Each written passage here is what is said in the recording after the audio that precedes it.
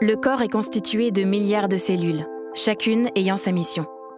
Ces cellules interagissent entre elles, se nourrissent et meurent. Elles ont donc besoin de se renouveler régulièrement. On parle de division cellulaire. Au cours des multiplications successives, des mutations génétiques peuvent apparaître au sein d'une cellule. Certains facteurs favorisent même leur apparition. Ces mutations sont la plupart du temps aussitôt réparées, mais certaines passent entre les mailles du filet. Une succession de mutations non réparées dans une cellule peut entraîner son dysfonctionnement et parfois sa prolifération anarchique sous forme de tumeurs malignes ou cancers. Attention, toutes les tumeurs ne sont pas cancéreuses.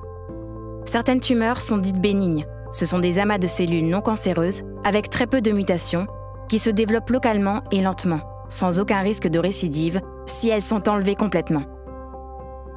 Le cancer est parfois particulièrement agressif et des cellules cancéreuses peuvent s'échapper de la tumeur, seules ou en groupe. Elles migrent alors à un autre endroit de l'organisme, parfois vers d'autres organes, et forment des extensions tumorales appelées métastases. Il n'existe non pas un, mais des cancers. Ils varient selon les mutations, mais aussi selon l'organe et les tissus touchés, et suivant le profil du patient. Sans compter qu'au sein d'une même tumeur, plusieurs populations de cellules aux propriétés différentes cohabitent. Et la complexité ne s'arrête pas là. Une tumeur évolue aussi au fil du temps. Certaines cellules cancéreuses vont acquérir des propriétés, leur conférant une résistance aux thérapies utilisées, ou encore une capacité de migration plus importante. C'est pourquoi il est essentiel de personnaliser la prise en charge et d'adapter le traitement à chaque cancer. Grâce à la recherche, des nouveaux traitements révolutionnaires ont été mis au point ces dernières années. Des thérapies ciblées, qui visent des mécanismes moléculaires spécifiques de la tumeur, ou encore des immunothérapies, qui consistent à aider le système immunitaire à éliminer de lui-même les cellules tumorales.